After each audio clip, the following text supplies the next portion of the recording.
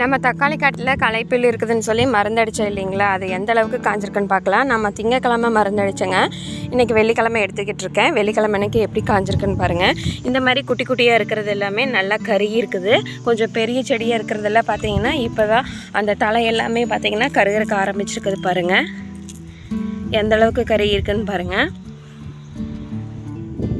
நெருஞ்சி முள் செடிங்க, நெருஞ்சி முள் பாருங்கள் எந்த அளவுக்கு படர்ந்துருக்கு அப்படின்னு. அதுவுமே பார்த்திங்கன்னா நல்லா காஞ்சி போச்சுங்க. ஓரளவுக்கு காஞ்சிருக்கு. இன்னும் வேறு பகுதியிலெல்லாம் பச்சை இருக்குது. இன்னொரு 5-6 நாள் போச்சுன்னா அதுவுமே நல்லா காஞ்சிருமுங்க. நல்லா இந்த அளவுக்கு பெருசாக இருக்கிறத இந்த கீரை செடியும் பார்த்திங்கன்னா நல்லாவே காஞ்சிருக்குது.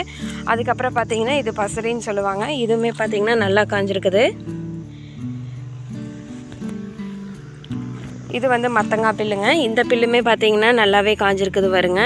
ஒரு 4 நாளைக்கே ஒரு 5 நாளைக்கே பார்த்திங்கன்னா நல்ல ஒரு டிஃப்ரென்ஸ் தெரியுதுங்க. இதுலேயே சிறுசாக இருக்கிற பில்லு எல்லாமே நல்லா காய ஆரம்பிச்சிருக்குது பாருங்க.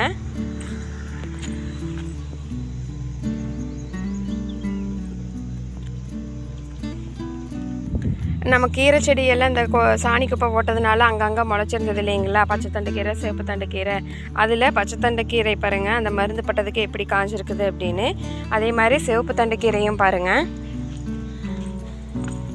இதுவுமே நல்லா காஞ்சிருக்குது பாருங்க. நம்ம வீட்டு தேவைக்காக நெட்டி வச்சுருந்த அந்த சொரக்காய், புடலங்காய் அது எல்லாமே பார்த்தீங்கன்னா அந்த மருந்து பட்டதுனாலேயே நீ என்னென்னு தெரியல மூடி வச்சுருந்தா, இருந்தாலுமே ஒரு 1 மணி நேரம் கழித்து தான் அந்த சாக்கெல்லாம் எடுத்து விட்டேங்க. ஆனாலுமே எல்லாம் கருகி இருக்குது தலை எல்லாமே. இனி புது குருத்து வந்தால் தான் தெரியும் இதெல்லாம் தலை தான் என்னன்னு.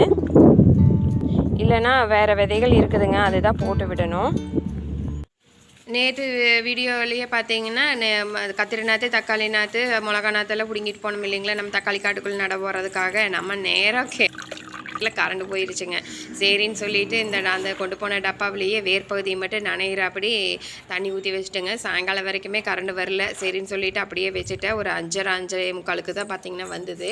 அதுக்கப்புறம் போய் தக்காளி நாற்று, கத்திரி நாற்று, மிளகா நாற்று எல்லாமே நட போட்டுங்க. இதெல்லாம் கால் பிடிச்சி வந்ததுக்கப்புறம் காட்டுறேங்க இது எல்லாம் எப்படி வருதுன்னு. இது ஒரு 5 நாளைக்கு முன்னாடி நட ஓட்ட மிளகா நாற்றுங்க. அதுவுமே பார்த்திங்கன்னா பூவெல்லாம் பூக்கறக்க ஆரம்பிச்சிருக்குது. ஒவ்வொரு செடியில் பார்த்திங்கன்னா இப்போ தான் மொக்கு வச்சுருக்குது. ஒவ்வொரு செடியில் பார்த்திங்கன்னா நல்ல பூக்கள் பூக்கறக்க ஆரம்பிச்சிருக்குதுங்க.